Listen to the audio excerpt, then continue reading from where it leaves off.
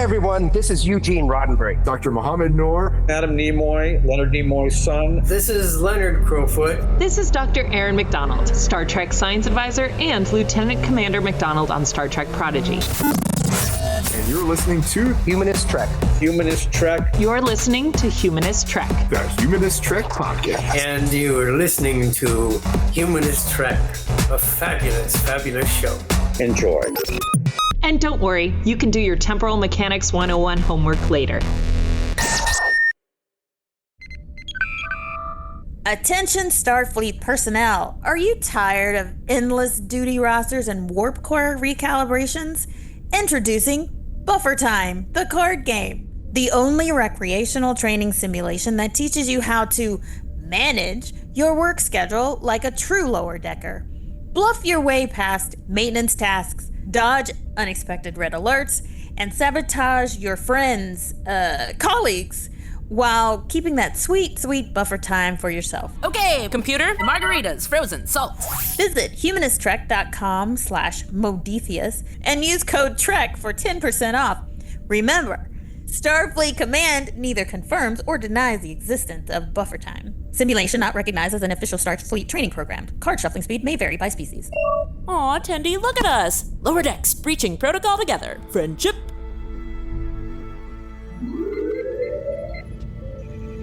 Perhaps I could use this as an excuse to go to those far-off planets with little polka-dotted people if necessary, and be able to talk about love, war, nature, God, sex, all those things that go to make up the excitement of the human condition.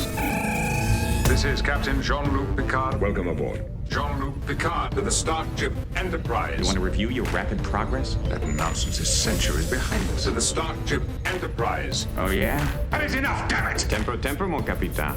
To the Starship Enterprise. But you can't deny that you're still a dangerous, savage child race. Of the planet Earth. You just don't get it, do you, Jean-Luc?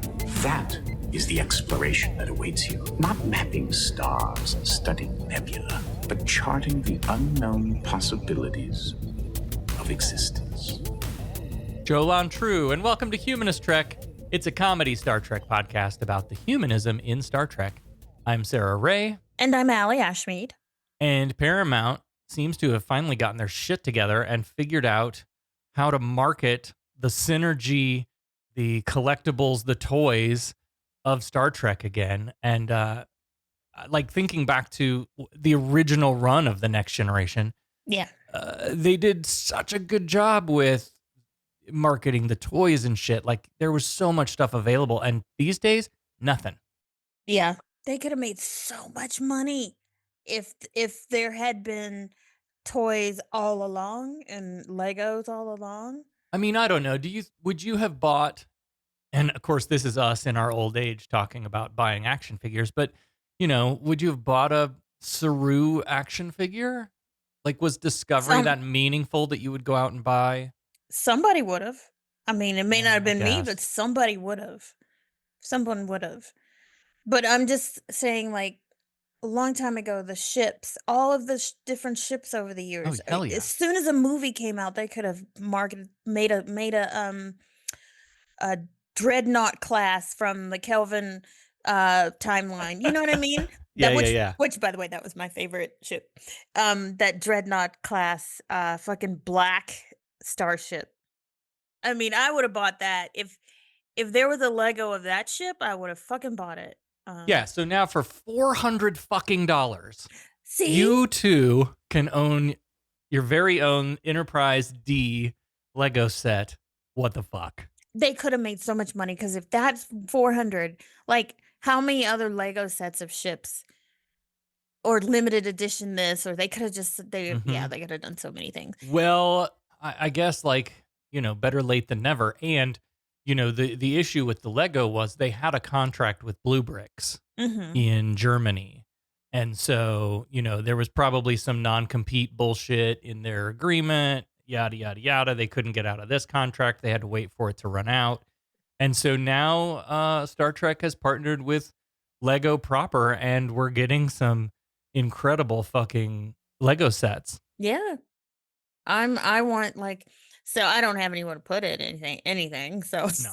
why would I buy it? I Right. love at some point when I'm rich, to have a room with just Lego figurines of the ships. But Yeah, 30 years ago, me would have been all up on this. And I think it's interesting that I'm in a time of my life now where I'm very much downsizing and converting my interests from stuff to activities. I'm not collecting things anymore. You know, I want to go do things. I want to go experience things. Memories are more important than having things. Yeah, Yeah. experiences. Yeah. Yeah. So I don't know what that means. It means I'm not going to get this set. I certainly don't have $400 to drop on it. That's for damn sure. No. But if Sarah D, if you want to send me yours so that I can at least put it together one time and then I'll ship it back to you. You know she's probably gonna buy it. Yeah. Oh, I know she will. Yeah. Yeah. Yeah. And of course, you know, everyone who knows anything about my friends are always, hey, Allie, look at this. That, like, of all the things that they send me, that tidbit of news makes them think of me. Uh-huh. Whenever they hear any sort of Star Trek news, everyone is sending me these videos, and I'm like, yes, I know. Uh-huh. Thank you. Yep. So that's exciting. I mean, give me a Black Friday deal that makes it a lot cheaper and I could get into that, but no. I don't know. I still wouldn't. I mean, I'll wait until I can figure out where would I fucking put it. You'd have to get like an acrylic display box and to build it and put it inside this thing to keep the dust off of it, you know. And the cats. Okay, I know I'm gonna lose the piece because these cats are like, oh, little tiny pieces. They're just batting it around, and I'm gonna lose one. Okay, speaking of little tiny pieces, though, I'm looking at the detail of this thing, and the saucer section separates, which is pretty badass. Yep. The shuttle bay has like a hatch that opens up, and then you can see inside the shuttle bay, which is really cool. All of the minifigs, you have Beverly with her with her tricorder. You have Geordi with his toolkit. Riker has a trombone. How fucking amazing is that? Oh, wow. That's hilarious. Troy has like a pad or a tricorder or something. Jean-Luc has a teacup for his tea Earl Grey hot. Worf has some kind of scanner thing. And then Data has Spot. You get Spot the cat with this set. How fucking cool is that? Oh, dang it. Guinan. They included Guinan, which I love. And she's got some kind of green drink. And young Wesley has that little gadget that he built in, I think it was the Naked Now that was the repulsor thing. That he created the repulsor beam in engineering. Remember when the Shimoda was all on the floor playing with the isolinear chips and Wesley used his science project to block the door? Is Tasha? That's in there. Did they include Tasha? No what? Tasha. What? I know. Sad day. Even though she was, only in season 1.5 or whatever. I feel like she's such an integral part of She was like half TNG. a season. Yeah. Was it only half a season? Yeah. They killed her off before the end of season 1? Searching. Yeah, episode 23. She was not in the last 3 episodes. Yeah, she almost made it to the end of season 1. Anyway, if you get one of these, take a picture and send it to us. I'd love to see you with your Star Trek Lego creation. I think that'd be fun. Yeah. You know what they should come up with? So you have like the 3D chess. We have the 3D chess. Still haven't learned to play it because we suck. But they should come up with all the games. The little disc game that they play, and that's coming up. We haven't gotten to that episode yet. Stratagema. Wouldn't that be amazing? But what would be the game? And you got to have the finger things and oh Jesus Christ. They could come up with something. They had a fucking Spock helmet back in the original series days that isn't anything he ever wore on screen, but you could buy one. I'm just saying. Yeah. Merchandising, still, they're getting there. It seems like they're getting there, but I think they could still use some help. Yeah. Well, put your little finger things on, I guess, and let's play some Stratagema. It's Star Trek: The Next Generation, Season 2, Episode 21, Peak Performance. Commander, you'll soon be getting an intruder alert. What? I've got something, sir. Intruder alert, sir. It's an old-style starship, sir. Constellation class, heading this way under impulse com. Number one, kindly take charge of our guests until we have time to decide what we're going to do with them. Sir, number one, keep them out of my way. We're taking a detour this week, despite Picard's misgivings, to participate in some war game exercises, and we'll be joined by the Zakdorn master strategist, Sirna Kolrami. And right away, we get a great establishment of character as Kolrami follows Riker out of a forward bridge turbolift, up the ramp, and out the far back door towards the conference room. And he's this short, round, roly-poly of a man. He takes 3 steps for every one of Riker's. He's got like a gunny sack on. They go from the turbolift across the bridge and then into that other room. Everyone's looking at him and he's just like walking really fast and keeping up behind him. So good. Riker leads him into the conference room where Picard is waiting, and they make with the introductions. Picard offers to show him to quarters, but Kolrami is just ready to get down to business. What sort of business do you suppose he is getting down to? He's like, I don't need no sleep. We don't sleep. And then they switch to the bridge where Worf is judging him on his appearance. Worf and Data are gossiping. I know.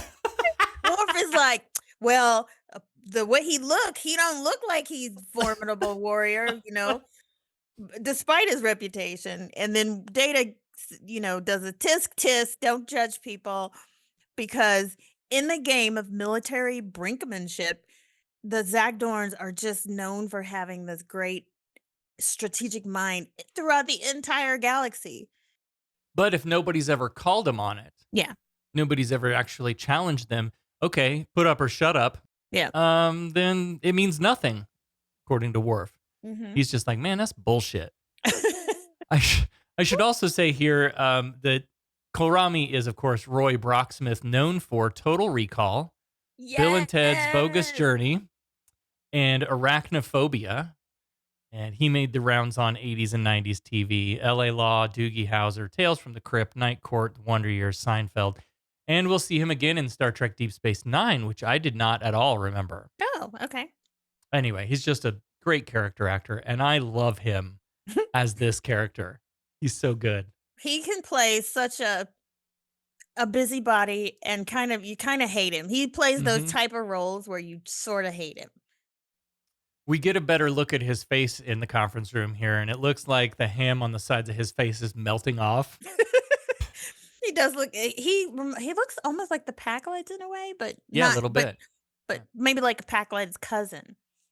Speaking of face, he does some amazing face acting here as he plops down into a chair at the table, ready to get to work, eagerly looking back and forth, like fidgety kind of. Yeah, distrust. He's very kind of one of those can't trust him kind of fidgety people. Mm-hmm. But he's giving a PowerPoint presentation on the Brass Lotus system. That's where they're going to go do the war games. And that's where they're picking up this Star Cruiser, this old Star Cruiser named the Hathaway. And he's checking with Picard to see if Riker is still his first choice to pilot this old starship.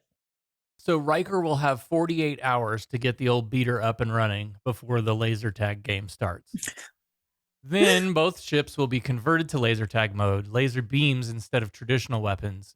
And then damage will be registered and the computers will shut down damaged areas of the ship for the appropriate repair time.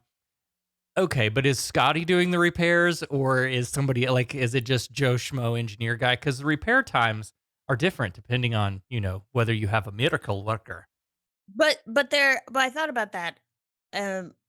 Technically, it's all simulated, so they don't really need Geordi. They can just kind of simulate everything, right? Because they're not going to actually take damage. This whole thing reminded me a lot of that one episode of TOS where those two planets were attacking each other with electronic weapons and then sending people into the Futurama suicide booths. Mm-hmm. Yep. In the simulation, you died, so you really have to kill you. Go kill yourself. Yeah. Yeah, not here, though. Anyway, no further questions? Then Kolrami asks Picard why he initially resisted Starfleet's request for this simulation, and Picard's like, Starfleet is not a military organization. Our purpose is exploration. Haven't you seen Beta Ortegas's What is Starfleet documentary? But he's like, well, why am I here then? What Picard's like, well, we had a little trouble with this, race called the Borg, and I just want to make sure that we hone up on our tactical skills. And Riker is like, yeah, brains over brawn for me. I think this whole thing is a big fucking waste of time. And Kolrami says, well, I hope it doesn't affect your strategic abilities in the exercise. And Riker's like, whoa, hang on, buddy. I committed. When I agree to do something, I do it. And then I love this. He turns to Picard and he's like, you want to surrender now? And he's got that Frakes smirk. Yeah. And it fucking twinkle in his eye. I howled. Good stuff. The game is afoot. Despite their reputations, this Zach Dorn does not appear to be a very formidable warrior.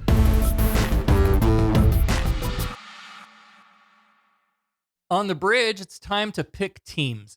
Man, I fucking hated this in school because I was always one of the last ones picked. Me I was too. not an athletic person. I didn't get picked for nothing. Nope, I was the last one picked, and I was like, it was the worst thing that you could put a child through. But yeah. But yeah, Picard's like, yeah, you get to pick 40 people to take over there with you, but I'm keeping Data because he's gonna be my number one in your absence. And then Kolrami says, I had envisioned you defining the crew, saying that to Picard. And Picard turns around so slow and gives him this look as if to say, what the fuck did you say to me? Mm-hmm. And he's like, on my ship, the leader of an away team picks, has control of the mission, then they pick their own crew. Yeah, he's just, it's shade, but he's such like a cool cucumber through this whole thing. Yeah. Picard. And he's like, well, that's just how we do it here. If you want to judge leadership, why don't you start right here? Mm-hmm. And nobody likes him. Nobody likes Kolrami. Kolrami leaves, and everybody else is gossiping now. Pulaski's gossiping. She's like, he's such a charmer in sarcasm. She's like, the nerve of that fucking guy. He needs an attitude adjustment. Mm-hmm. And Data pipes up, well, actually, the Zachdornian culture is replete with self-assuredness and confidence. Seldom is it undeserved. For example, Kolrami is a third-level grandmaster at the game of Stratagema. And Picard just gestures at Pulaski like, see? And this is where we first hear of the word Stratagema, which I do want a game. I do want to know, like, I want someone to make up a game that we can play. Yeah. Yeah, even if it's like a console game or whatever. That would be cool. Yeah.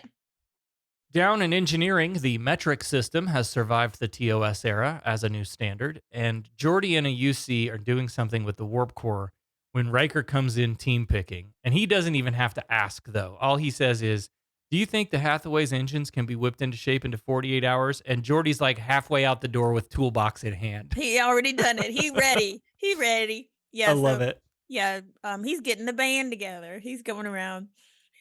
So his next stop is Worf's quarters. Now Worf is sitting in the dark, sweating and playing with some sticks. And then when the doorbell chimes, it breaks his concentration and he breaks the stick and he's pissed. And so he yelled, "Enter!" Riker comes in to see if he's disturbing him, and he swipes whatever little stick project he had off his desk. And that's when he asked him do you want to play on our team? Worf thinks this exercise is a waste of time. He's always just grumpy, and he thinks it's a waste of time and it's useless. And so Riker does like reverse psychology. Yeah. And he's like, oh, so it's useless. I mean, besides pride, well, and I guess it doesn't matter. I probably haven't got a chance anyway. And then Worf says, well, there's always a chance. And then that ropes him right in. And he's like, well, if you're outgunned and you're outmanned and you're out-equipped, what else have you got? And Worf says, guile. And so then that's how Riker gets him to join him. And he says, the honor is to serve. Back on the bridge, Riker tells Picard his crew is complete, but he'd like to also bring along acting ensign Wesley Crusher. Have the boy sent to the bridge, number 1. My name is Wesley. It's Wesley I wanted to speak to you about. The boy? My name is Wesley. He seems to have developed some sort of special attachment to the boy. My name is Wesley. Did he say Wesley? The boy? My name is Wesley. What is the boy doing here? My name is Wesley. The boy. Where is he, please? My name is Wesley. The boy? He's outside. My name is Wesley. Wesley Crusher, report to the bridge. On the double. For educational observation, that, and he seems to be the one to solve a lot of problems around here. Yeah, he saved our ass more than once. So, we kind of need him. So Picard agrees, and Wesley heads off to get ready. Then Riker goes up to Kohlrami up on the horseshoe and invites him to a game of Stratagema since they have some time before they get to the Hathaway. And Kohlrami's like, you? He's such an arrogant dick. I know. He's like, how, you think you're going to, why would you ever? Why would you ever think you could play me? Why would I waste my time on you? Mm-hmm. Yeah. He says, although I am intrigued by the audacity of your request, I can't fathom why you would wish the encounter. They always think he's dumb. They think people think he's dumb. He's not dumb. Why would you want to come get your ass kicked in, the first round or whatever? Yeah. Riker says he likes a challenge, and Kohlrami insults him again, saying, very well, an opponent of limited dimension can often be quite diverting. What a dick. Wow. But later, in the corridor, when Geordi and him are walking, he's like, LaForge is like, so you're gonna beat him? He's like, nope. Well, then it's gonna be close. Then he's like, nope. But have you got a chance? He's like, nope. I don't get it. He's like, why the hell are you doing this then? Like, are you gonna show up at least? Yeah. Riker says, just getting to play against the best ever at Stratagema is a privilege.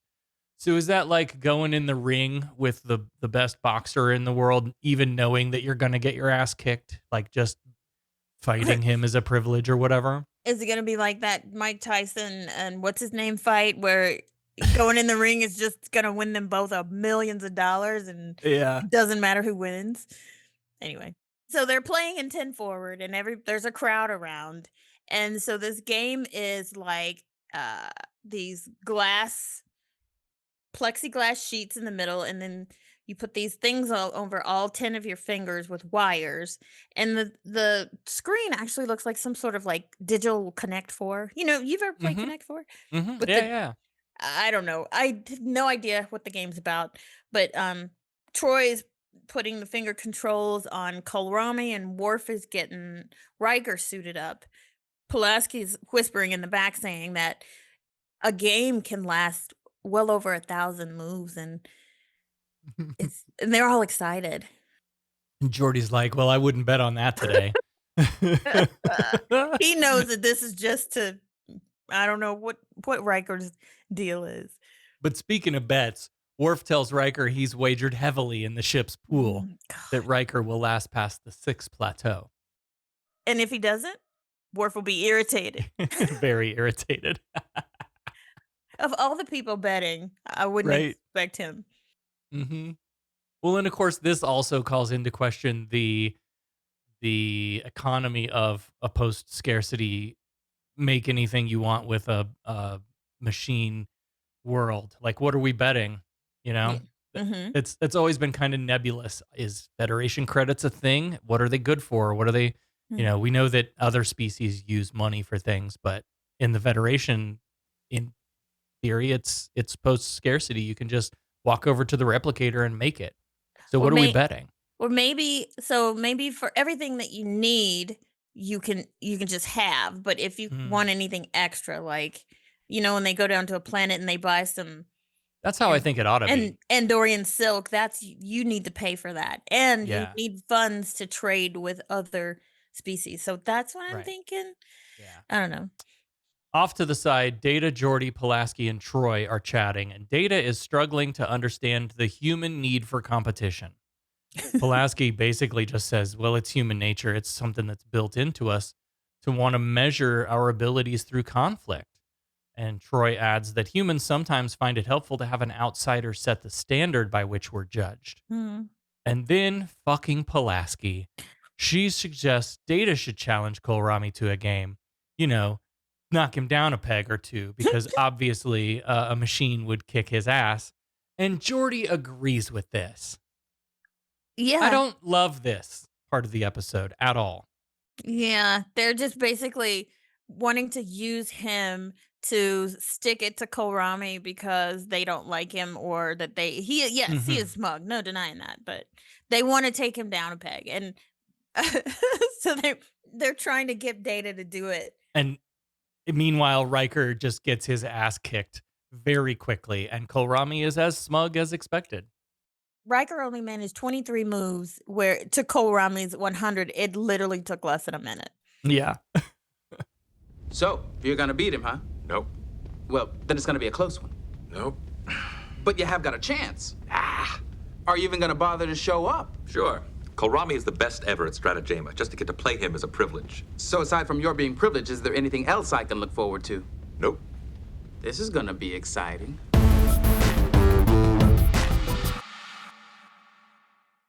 The D arrives at the Hathaway, which is an old Constellation-class starship with the 4 warp nacelles, like Picard's old ship, the Stargazer. It kind of looks like a Tesla Cybertruck. I mean, it is that terrible looking. I don't know. I don't dislike that design. The Cybertruck? No, fuck the Cybertruck. the Constellation-class ships. No, I flip off every fucking Cybertruck I see. Ugh, they're so ugly. I just saw one yesterday, and I'm like, God damn, who designed this? It's so ugly. It looks like a dumpster. It does look like a dumpster. Riker heads off to the turbo lift, and Picard says, "Good luck, number 1," and quickly corrects himself. Captain. Love that. They have 48 hours, and on the Hathaway Bridge, it looks like someone has gone through and, like, stolen the catalytic converter, ripped out all the cool knobs for parts. Like, there's wires. All the copper wiring. Yeah. There's just wires sitting on the floor, and yes, it's bad. Yeah, Worf is like, this is a piece of shit. And Riker's like, come on, man, this is great. And it's all ours. It does look like quite the shithole, though. Yeah. Yeah, it's like a starship in a junkyard. And so Riker's like, here's, have a seat at the, first officer's chair. And so Worf is like trying to get out of it. He's like, maybe Lieutenant LaForge is a better officer. The honor should be his to be your number 1. And he's just trying to get out of it. He's like, Worf, this is a battle simulation, and you're my tactical officer. I need you by my side. And then Geordi chimes in and says, if engineering is anything like the bridge with wires hanging out and shit missing, I'm going to have my hands full. So Worf sits and Riker plops down in the captain's chair next to him and taps the controls on the armrest to make an all call on the tannoy. And we hear the old school TOS whistle. I thought that was fun. Yep. You got to play the whistle. He makes an inspirational, let's all pull together and get shit done speech. Geordi's tinkering and engineering because it's just as jacked as the bridge is. He's mashing some buttons and doing some stuff, and suddenly they've got some power. This was a fun little sequence. The exterior lights come on, and the nacelles light up, and we see windows all around the ship, lights come on. I thought that was fun. Yeah. Riker calls down with praise and asks about the possibility of warp drive. So Geordi opens up the dilithium chamber, and it's bad news. There's only a few dilithium fragments left. But even if we had intact crystals, there's no antimatter to fuel the drive. So remember, you have to have matter and antimatter come together to make the explosion that's your starter or whatever. Wes mutters under his breath. He's like, man, we are so fucked. But Riker heard him, and he's like, do you want to go back to the D? Like, no, sir. Don't forget, man, we're here. Like, this is all about improvisation. Like, we got to think outside the box and figure shit out. Yep. Picard gets Riker on Skype to check in, and Ensign Burke is at Worf's station managing the laser tag conversion. And this is a credited co-star. I love this guy. This is Glenn Morshower, who I'm sure you know from CSI. CSI, I know him from 24. I know him from so many shows where he's always like a supporting actor, and he's is always in some sort of military role or something, or military or law enforcement. Yeah. And I think he's from Texas. He plays a bunch of characters in Star Trek. We'll see him again a few times. Yep.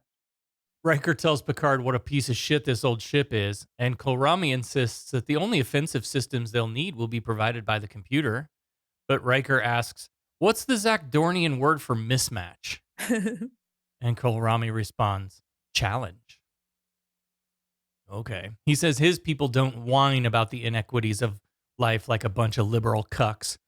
And he says, how you perform in a mismatch is what Starfleet is interested in anyway. Besides, the one in the superior position is expected to win.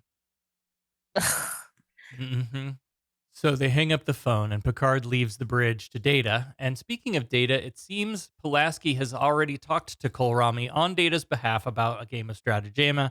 And Data's like, but I didn't say I wanted to play. And Pulaski's like, no. You know, I mean, what he means is, I'm right back to hating this bitch. They tried to redeem her a little bit, and now this episode, I'm just like, leave the android alone. Will you knock it off? Yeah, it's like jump for me, play, dance for me. But Pulaski says, well, Data wouldn't have asked you himself, but he's very interested in pitting his skills against yours. And Kohlrami's like, wait, why would I want to play against a machine? And Pulaski does the psychology on him. Well, I don't blame you. It's no fun in playing a game when you know you're going to lose. Kohlrami bites, and he's like, well, I wouldn't lose, and we're certainly going to play. Yeah, now I got to prove it. Yeah. Yeah, Pulaski just twists Data's arm into doing this, and I don't like it. Yeah. It adds to the drama. Yeah. Somebody had to do it to get them to play, and it was her. Right. On the Hathaway, Worf is explaining an idea to Riker, something about using the D's security overrides to convince the sensors that an enemy ship is approaching. Put a pin in that. Behind them is another credited co-star, Ensign Nagel, played by Leslie Neal. Neal was in Gremlins 2 and Honey, I Blew Up the Kid. Not a long run in the industry. She didn't have very many credits. Yep. Nagel asks, well, what about the view screen? An appropriate question, but Worf thinks he'll be able to make the view screen show a false image too. So as long as nobody runs out to a window to take a look, this trick should work. And this next shot was fun. We're inside the warp core looking out. The camera is pointing out from inside as Geordi pulls the dilithium tray out. And I gotta say, having put together many an IKEA furniture piece with drawers, I picked up those drawer rails immediately. Yeah. This thing's sliding on like just stock IKEA drawer shelf rails. Yeah. They're thinking they should be able to do something with the dilithium fragments that they scavenged throughout the ship, but without antimatter, like you said. Yeah, why are they wasting their time on this? They can't do anything. And then Wesley has an idea. He's like, Geordi, I gotta go back to the Enterprise, and they've only got 32 hours, so stop fucking around. But apparently, it's important, and he already took off. Meanwhile, on the bridge, Worf is explaining the details of this plan to Nagel, and she's like, where am I going to get the optic cable? And Worf just reaches up overhead and yanks a bundle of cable down out of the ceiling. It was great. I love it. Like, literally, they're like, oh, man, I got in an accident, and I need a new fender for my 84 Bronco or whatever. And so they just ran down to the junkyard, took one off of the Hathaway. Yeah, and I think that's what happened to the Hathaway. Do you remember those fiber optic lamps back in the day? Oh, yeah. Oh, and for the young people that might listen to this, they have no clue what I'm talking about. But that was so popular in the 80s. My great aunt had one of those. I remember. Jesus, everybody had one, and they would they would turn, and then they would change colors, and we're just like, ooh, it's so cool. Consumerism. It's one of the things we do best. Mm-hmm. Wes arrives on the bridge to ask Captain Bill for permission to return to the D to shut down some plasma physics final project experiment that he left running.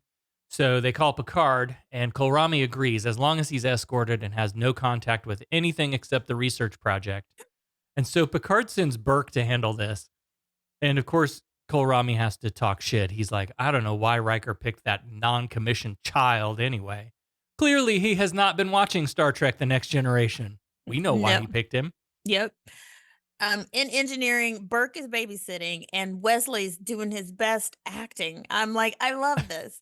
He's like, gosh, I can't believe I forgot this. You know, I shouldn't let excitement cloud my thinking. And then Burke's like, yeah, he's all impatient. And he's like, is this going to be take a long time?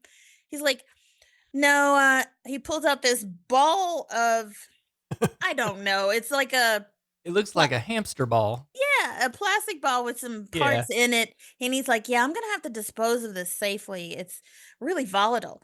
I'll beam it off the Enterprise and leave it particleized. And Burke's like, fine, just whatever. He just wants to get out of this babysitting mission. So Wesley's going to transfer the coordinates to the transporter room. And then he smiles as he to himself as he walks away. Next thing you know, this experiment beams over to the Hathaway behind Geordi, and Geordi turns around and he's like, what the fuck is this doing here? I'm loving this spycraft shit. Not good. You're wrong, Mr. Worf. It's fantastic. And it's ours.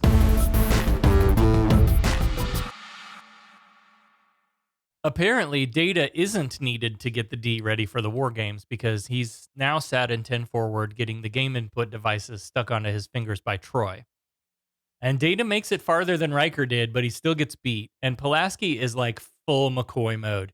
She just can't believe that flesh and blood beat a computer. And like, come on, I spent most of the 80s and 90s playing against the computer in all kinds of games.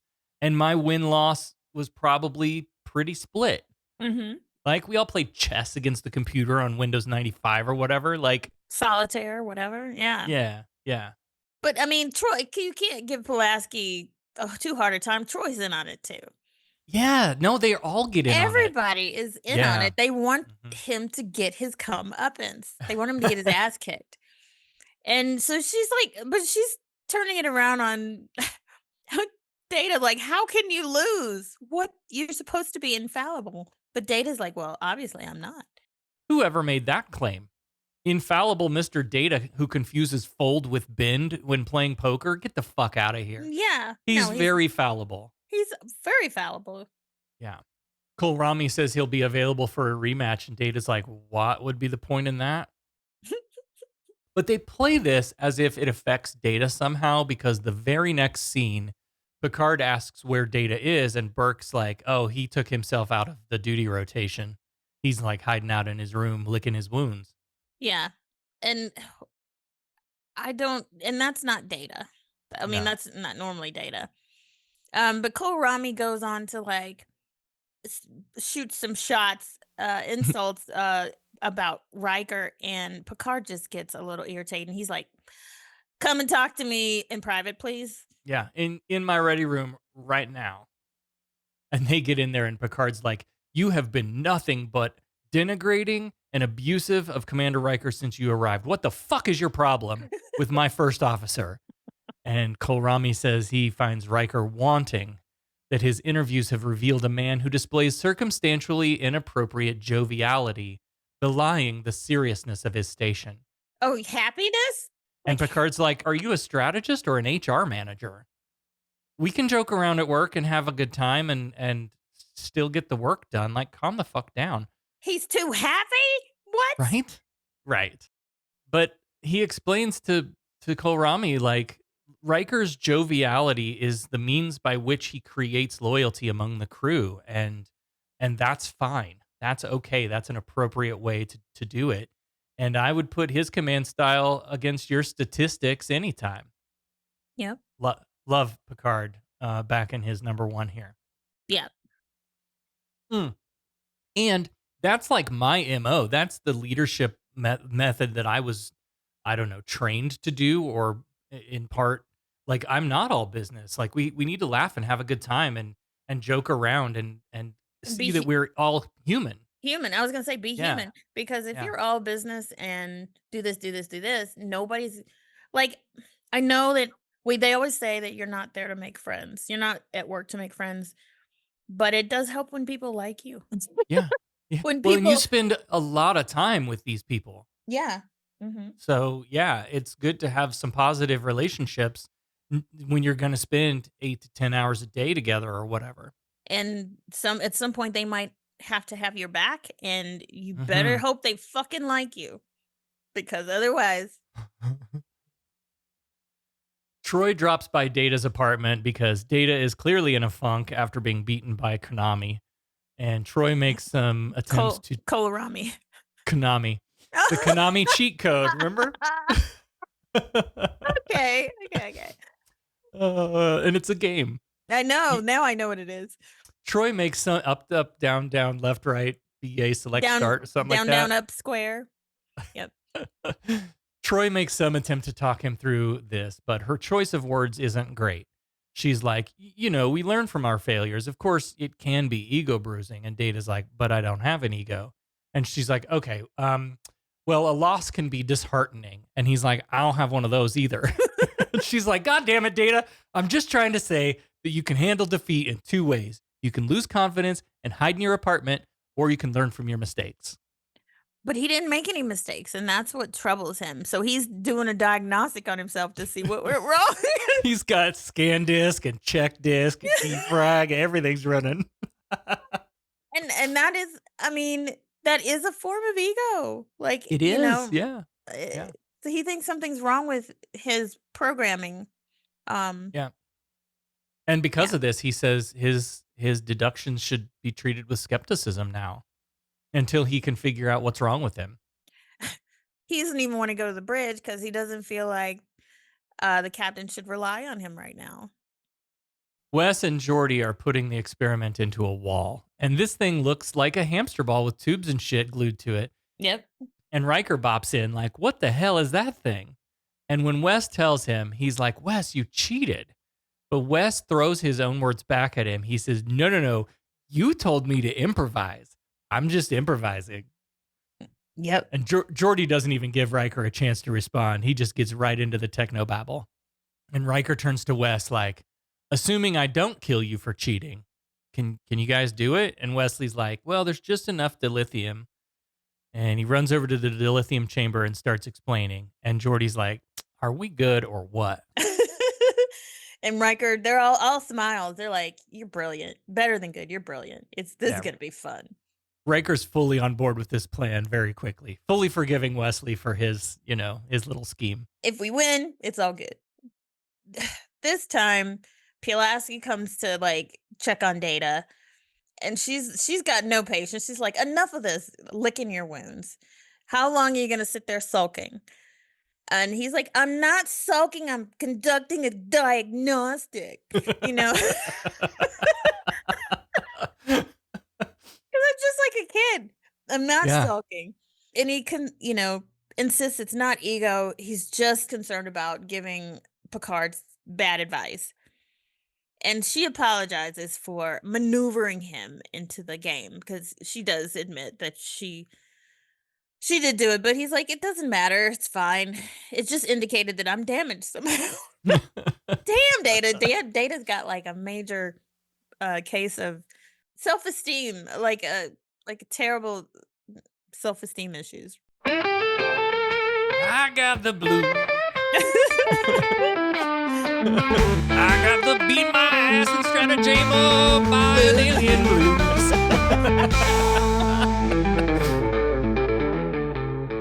Back on the Hathaway, 1 hour left on the clock. Geordi and Wes explain they'll have warp for about 1 or 2 seconds. And all of that is theoretical because we can't test it out. So there's no way to really know. And there is a dick swing moment in this conversation that I love. Around the warp drive, there are these old school TOS railings like we saw at the upper level of the old Enterprise bridge. And at one point, Wes leapfrogs over this railing rather than take the 4 extra steps to walk around to the opening. Yep. Big dick swing. Yep. It's like sliding across the hood of a car. Dukes of Hazzard. That's a Dukes of Hazzard move. It's a Dukes of Hazzard move. The little burst of warp drive will give them 2 seconds, like you said, not long enough for an escape, but maybe give them a surprise. And LaForge is like, you've ever driven a Grinthman water hopper, which I'm guessing is some sort of ship? And Riker says yes. And he's like, you've ever popped the clutch, which is another Earth reference of a stick. Yeah. And Riker's like, are we going to stall the Hathaway? And Wesley's like, yeah. And then the D will just prance on over here and pulverize us. So, we're all dying to know what the hell they're going to be doing. I would like to know the root of your prejudice for my first officer. Captain, Mr. Karami, you have been nothing but denigrating and abusive of Commander Riker since coming aboard this ship. Now, I would like some explanation.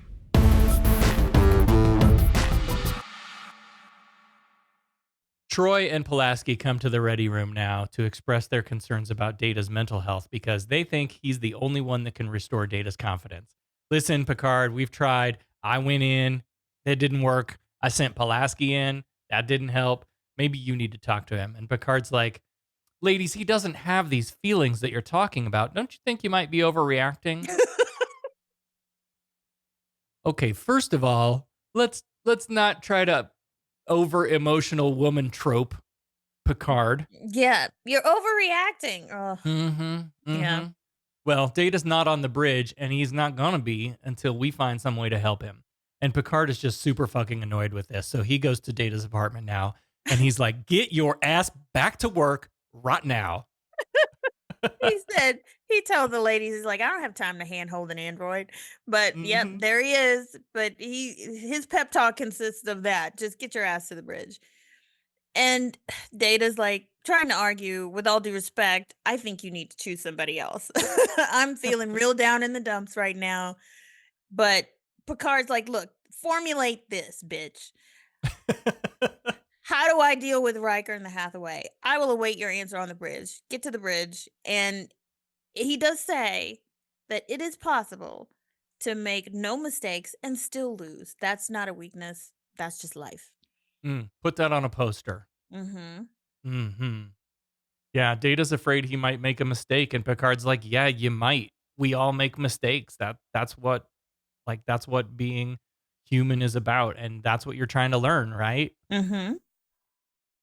So I guess that pep talk does it, because now they're in the observation room and Data's back to his old self, strategizing and talking about Commander Riker's battle techniques.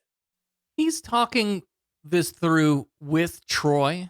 Yeah. And maybe he's trying to sort this out before he goes to Picard. I don't know. This was odd. Yeah. He should. Yeah. Why is he not talking this out with Picard and Troy? But yeah. Unless he was like, look, you've taken that D a lot. You know Riker better than anyone. Maybe I talk it out with you. I don't know. Crazy. I don't know.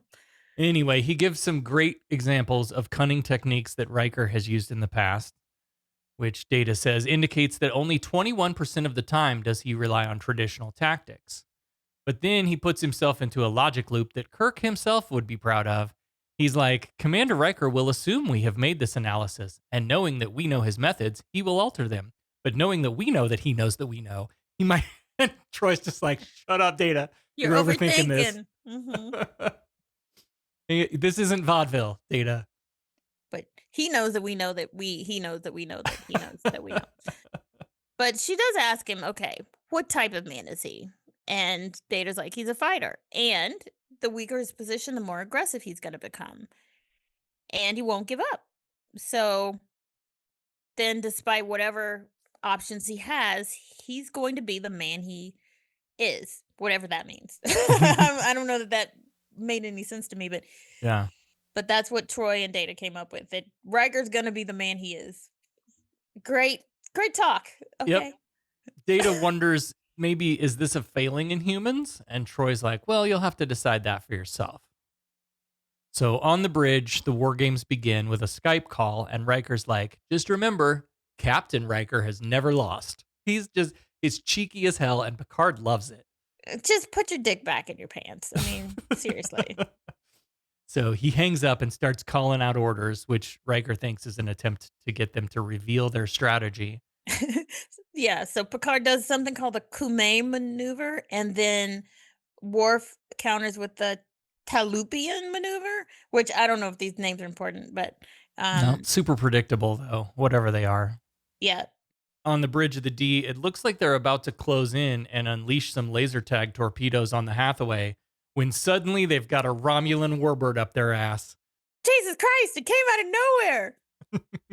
This trick works perfectly as the Hathaway lands a bunch of shots, and Kolrami is so amused he's laughing now. He's like LOL up on the horseshoe. Because turns out the Romulan warbird was just bullshit, and when they turned their attention on the warbird, Burke was like, there's nothing there. And that's when they get shot. And Kolrami has to give Riker his props, and he's like, oh, he's quite good. Picard thinks he knows how Worf did it, and so he tells Data to change the password so they can't do it again. Put a pin in this. Mm-hmm. Now the D warps away, planning to come back on an attack run. Meanwhile, Riker wants Geordi and Wesley to prepare for their warp jump trick. Geordi still isn't sure, but Riker trusts his expertise. And back on the D, they're about to start the attack run when suddenly, now they've got a Ferengi ship coming in hot. Even though Data reset the password, Picard still thinks that Worf somehow tricked them. Right. But this Ferengi ship starts licking off real shots and clearly doing real damage. And I didn't think Sir Patrick was surprised enough here. I was expecting more of a, oh shit, that's not Worf's trick, that's real. Yeah. Then full shields position us between the Ferengi and the Hathaway, blah, blah, blah. I didn't get the tension, the realization that this wasn't a trick that I thought we would get. Yeah. Agree.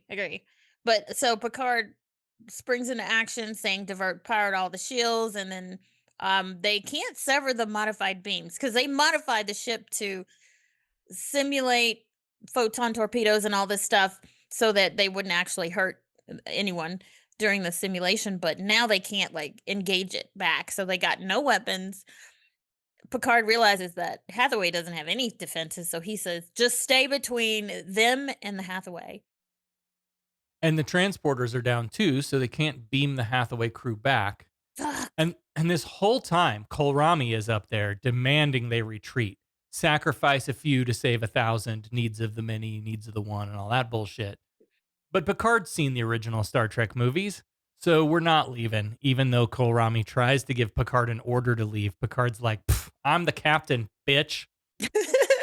And so now we see why Kolrami and his kind are so successful. It's because they'll leave their people in a heartbeat. Yeah. Yeah.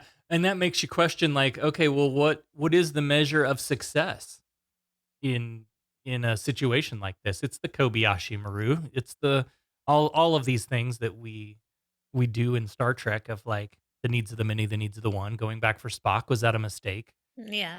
But I guess for Kolrami, it's like if you escape alive, then you won. Then you win. I mean, Yeah. Live to fight another day, perhaps, Mhm. is a way you might say that. So they get the Ferengi on Skype, and a familiar face appears. Armin Shimmerman is back. Yay. But this time he's playing Braktor, leader of the Ferengi attack vessel Krikta, and he and his tactical officer, played by David Lander, a.k.a. Squiggy, from Laverne and Shirley. Lenny and Squiggy. Oh, yeah. That's who that was. Well, of course, yeah, I couldn't tell, but yeah. Yeah, they had big ears glued to his face. They think there must be some great value to the Hathaway because earlier the D was attacking it and now they're protecting it. And the Ferengi just do not understand why they would protect this busted up ship with no weapons, no warp drive, a few humans, a Klingon, and a child. There just got to be something of value over there. It's like walking into a room in the middle of a conversation and you don't know what the fuck they're talking about, and you're just making assumptions. But they're like, something must be because of their nature. They're like, okay, there's got to be something of value. So the Ferengi give Picard 10 minutes, surrender the Hathaway, and the D goes free, or else. There's no way they can take another attack. So Kolrami says, the only choice we have is to escape. Commander Riker will assume we have made this analysis, and knowing that we know his methods, he will alter them. But, knowing that he knows that we know that he knows, he might choose to return to his usual pattern. Wait. You're overanalyzing Data.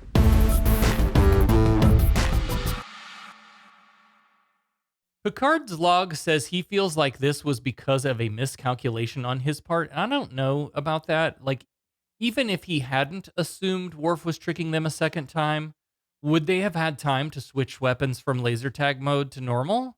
It didn't seem like it. No, because they everything ended up being fused. Like they couldn't Yeah. switch because they literally had a technical problem, so they couldn't disengage the simulation.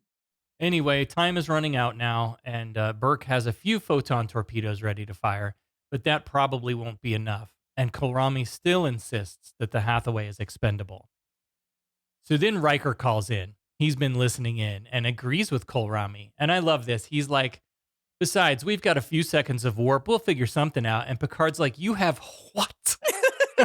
They have 2 seconds of warp capability. Oof. And Kolrami's like, how did you do that? That's impossible. And Picard's like, I told you he was the best. So Picard's got an idea now, and he and Data head to the conference room with Kolrami in tow, of course. Picard pitches to Data that the Ferengi think the Hathaway is valuable, so they need to remove the ship from their field of interest. And Kolrami's like, what, with your 2-second warp jump? Like they won't just turn around and see you over there now instead of over here? And they are about to prove that this master strategist isn't as great as he's made out to be. No. So here's the plan. The D will fire torpedoes at the Hathaway. 1 millisecond later, the Hathaway's computer will initiate a warp jump, explode the torpedoes, and it looks like they destroyed the Hathaway. And Riker's like, yeah, this plan sucks. Data, we don't even know if this is going to work. And Worf's like, man, we're all fucking dead. They've not tested their so-called 2-second warp jump, so they have no idea if it's good. Yeah, they have no idea. And if the warp engines fail to function, they're going to be dead. Picard makes it clear this has to be voluntary. This is another one of those, I can't order you to do this, man. And Riker's like, what the hell? Nobody said life was safe. But Kolrami's point stands. Sure, the Ferengi will think they were destroyed, but then a few seconds later, they'll find them over there instead of over here. Mm-hmm. As for that, Picard says, we will need Worf to pull off another one of his magic tricks. Hang on. I thought that only worked because Worf knew how to hack into the D's systems. He doesn't know the password to the Ferengi ship. Yeah, because he fucked with their sensors. That's how he did it. And Data changed the password to keep him from doing it again. So if he doesn't know the password to the Ferengi ship, and a brute force attempt on an alien language would take forever, how are they going to do this? I don't know. Maybe Data hacked into the Krita for... I don't know. That's a great observation. Ooh. So that's the plan. And another great funny moment here on the bridge. Picard asks, ready, number 1? And both Riker and Data answer. I thought that was fun. They get Bractor back on the phone, and Picard's like, so you think the Hathaway has value? Then we deny you your prize. Fire. And I don't know if you saw this or not, but Burke really mashes the buttons in the background. He was just, like, he put his whole body into boom, boom, boom. No, I didn't. I didn't see it. Oh, so That's funny. hilarious. And then, of course, Bractor is like, well, I didn't think they had it in them. I didn't think they had the lobes. And the Ferengi are like, well, that was pretty stupid. Now we'll just destroy you, and the Federation will be down 2 ships. But just as they're targeting the D, another starship shows up on sensors. Believing this to be real, the Ferengi turn tail and run. Burke, apparently not looped in on the plan, despite being the active tactical officer on the bridge right now. Why would they not tell him? He's like, guys, I don't have any Federation ships on sensors. Riker comes in on the Skype and says, of course not, Mr. Burke. That was Klingon guile. The crew of the Hathaway are safe and sound, of course. The D's going to swing around and pick them up. Then Picard turns around, annoyed as fuck, and shoots torpedoes out of his eyes at Kohlrami. And Kohlrami just kind of stammers and like, Riker performed quite admirably. Oh, and you too, Picard, and my report to Starfleet will be most favorable. And then he slaps Burke on the shoulder. Was that in the script or was that a choice? Burke I didn't hope do that was a anything. choice. Like he didn't do anything but fire a torpedo. Yeah, I don't know. Yeah, so good. Smiles all around. They're back in 10 forward for a rematch because Data is decided to have a rematch with Kohlrami for Stratagema. It's like a full. What do you call it? You know, like when it's like Super Bowl. Everybody's in there cheering, and the scores have gone up to 32,000. Yeah. Kohlrami isn't looking so confident. He's sweating, and Data is not. He's unblinking, and he's got a smile. Finally, Kohlrami pulls the interfaces off his fingers and throws them down in a fit worthy of my kid landing on my boardwalk for the 5th time in a row. What do you mean Quits, boardwalk? flips the Monopoly? board, fuck you, Monopoly. motherfucker, and storms out of the bar. And Riker's like, Data, you beat him. And actually, he didn't. It was a stalemate because the game has never been this high. They've never gotten up to 32,000. It's like in history, no one's ever gotten to 32,000. Nah, bro, he quit. You won. Yeah. Yeah. If the other team forfeits, you win. Yeah. Yeah. Data reveals his strategy. He altered his premise for playing. This time, instead of trying to win, he was only playing for a draw, which changed some choices that he made with each move. And in fact, he thinks with this strategy, he'd be able to keep the game going forever. Mm-hmm. Pulaski's like, then you won. And Data's like, that's a matter of perspective. Technically, it was a draw. And at the same time, they're all like, Data. So he goes, I whooped his ass. And everybody cheers. Off to the next adventure. Oh, jeez. Boy, I'm sure glad that's over with. I'll be glad to be relieved of this cargo. Me too. It is done, and perhaps just as well. Yeah, but you know, I learned something today. I sincerely hope that this is the last time that I find myself here. You just don't get it, do you, Jean-Luc? You see, of all the species, yours cannot abide stagnation. Change is at the heart of what you are. That is the exploration that awaits you. Not mapping stars and studying nebula, but charting the unknown possibilities of existence. Okay, but I do love this episode. Yeah, I don't mind it. There's a lot happening. So you have this war game, and Riker and his crew just fucking bring it. Yep. So much out of the box thinking and improvising with limited supplies and means. And okay, Wesley saves the day again. But this time it really felt like he was part of a team trying to come up with a solution, not just Boy Wonder sweeping in at the last minute. Yeah, it was everybody. It was everybody's team. It was Nagel, it was Geordi, it was Wesley, it was Worf. Everybody had ideas. And even when you look like you're the underdog, if you put your head together and think, like you said, think out of the box, you can win over some insurmountable odds. Yeah. Because of course Kohlrami's like, of course we're going to assume the most powerful is going to win. Of course. Yeah. And that gives you an advantage.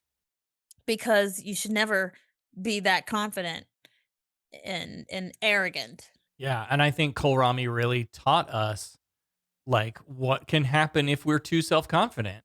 Like you have to have some humility. You can't just, I'm the best, nobody can beat me, because then you're bound to get beat. Right, because if you're so self-confident, then you don't bother strategizing or thinking out of the box or thinking of new plans or adapting. I have no idea what that feels like. I have never had self-confidence. Me either. Yeah, I've always been Data. I fly by the seat of my pants every single fucking day. And I'm just like, we'll see what happens. And somehow it works out because you think on your feet and yeah. Yeah. And then Picard explaining to Data, it is possible to commit no mistakes and still lose. That is not a weakness. That is life. Mm-hmm. Yeah. And that's one of those onions we could have peeled back further and explored more. The idea that like maybe a system is rigged against you. Not in this case, but I'm thinking of ways that, you can make no mistakes and still lose. You can make no mistakes in the game of capitalism and lose every fucking time because of the way the game is designed. Yeah. Because of who you are and who you were born to be, you're never gonna win. Like in our society sometimes you're just never gonna win. Mm-hmm. I'm mad at Pulaski again. Yeah. She apologized for, pushing him into the thing, but still. I mean, she was the instrument of everyone else's desire because everybody wanted it. Geordi wanted it. Troy wanted, everybody wanted to see Data whoop his ass. Yeah. And so they made her the bad guy. But yeah.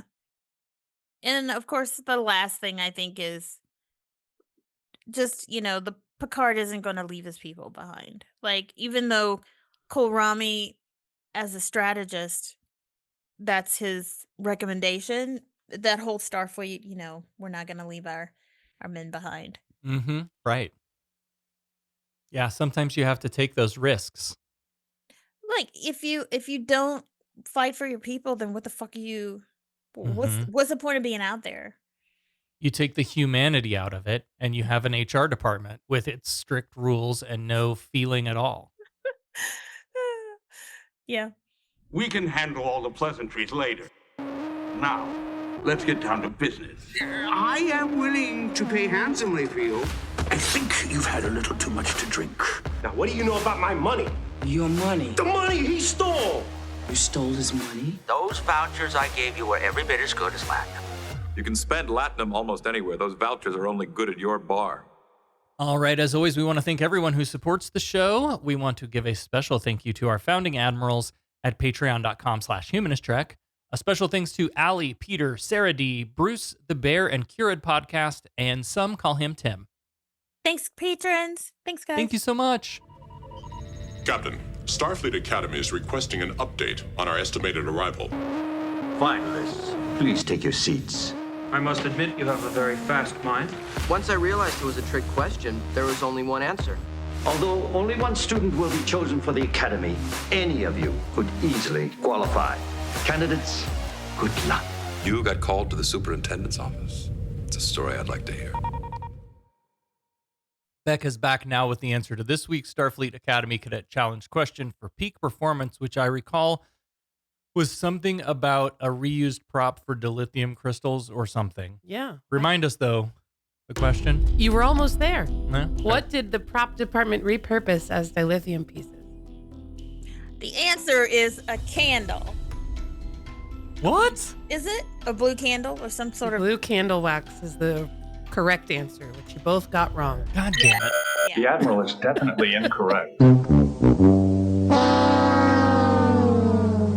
I need more. How did they... Oh, I don't have more. That's all I wrote down in my notes. They made a Allie, you looked this up. What did they do? They probably chopped a candle up. Like you just cut wax and... Oh, and just like shaped it into shards a of wax. freaking octagon crystal shape. Yeah, see, I was thinking maybe they made a silicone mold and then poured candle wax into it. Possibly, but I mean, that's some real DIY TikTok shit.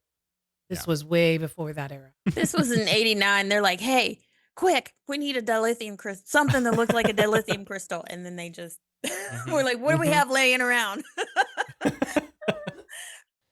All right, finally, for our end of season episode, we're going to discuss everybody's favorite clip show, Star Trek: The Next Generation, Season 2, Episode 22, Shades of Grey.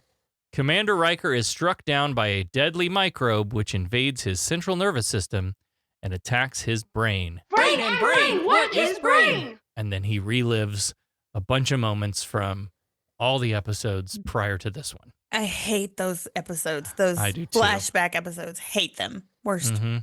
Yeah, me too. What's our question for Shades of Grey? I figured I'd give you an easy one to wrap the season.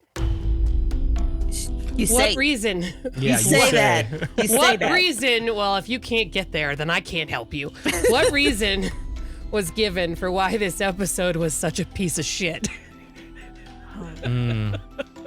Because it's flashbacks and I hate them. I don't Yeah, know. but why did they choose to do a shitty flashback episode and not a real, honest to goodness episode? And I listen, I know this is always the first thing that I say, but I'm gonna do it again. Writer strike.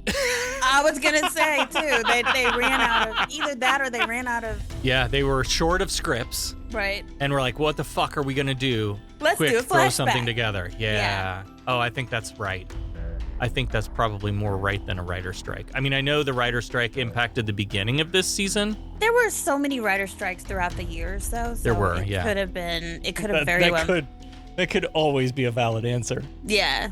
Yeah, I'm gonna go with just deadline. They ran out of script ideas, ran out of time, and had to throw something together real fast. Yeah.